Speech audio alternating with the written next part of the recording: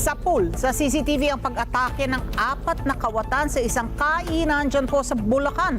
Natangay po naman sa larin ang hindi bababa sa 20,000 pisong halaga ng kita ng tindahan at mga cellphone. At hindi rin po pinaligtas ang mga gamit na mga kumakain sa lugar noong mga oras na yon.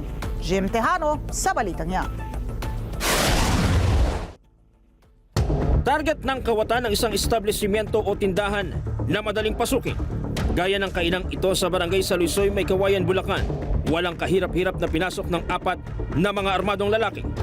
Sa entrada pa lang ng kainan, unang pumasok ang armadong lalaki na nakapulang helmet at agad na nanutok ang baril sa isang grupo. Sumunod na pumasok ang isa pang kasabwat at kinuha ang wallet at bag na may lamang alahas at mga pera na nasa 17,000 pesos. Sumunod na umatake ang 2 kasabwat at mabilis na pinagdadampot ang gamit ng ibang biktima. Kapansin-pansing nakatsinelas lang ang mga kawatan nang ito'y sumala kay Martes ng gabi. Sa isang anggulo ng video, sunod na pinuntirya ng kawatan ng kahera. Ang ibang staff, napatakbo na lang dahil sa takot. Simot ang 20,000 pisong kita ng kainan at 4 na cellphone. Kung pagpasok ng mga hold-upper, mga naka-jacket po, kumpleto po sila, backpack, helmet, kaya po ang kita lang po mata. Ang lalaking nasa gilid mahigpit na niyapos ang kasamang bata. Una niyan, ilang metro lang ang layo mula sa kainan nang maispatan ng 4 na nakatambay bago isagawa ang krimen. Ang nasabing insidente, nagdulot ng matinding takot sa mga tauhan at may-ari ng establishmento. Malaki ang epekto dahil unang-una, takot na lobas yung mga tao. Pangalawa, yung safety nila, iniisip nila. At saka yung trauma na inabot ng mga tao.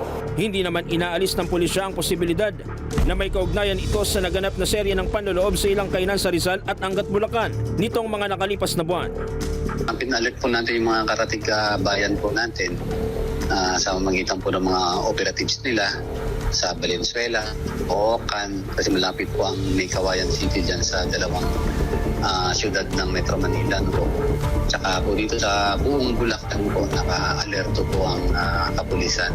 May person of interest na ang PNP ukol sa pagkakakilala ng 4 na salari.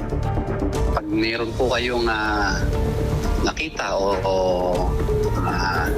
nasubaybayan na kahinahinala, lalo po yung papasok ng restaurant at hindi nagtatanggal ng helmet. Pag pumasok po ng establishmento, dapat po maging alerto tayo. Alamin po yung hotline ng kapulisan para po makatawag po agad. Jim Tejano para sa mata ng Agila. Matatag, matapang, matapat. Maraming salamat sa inyo pong pagsubaybay sa Mata ng Agila Primetime.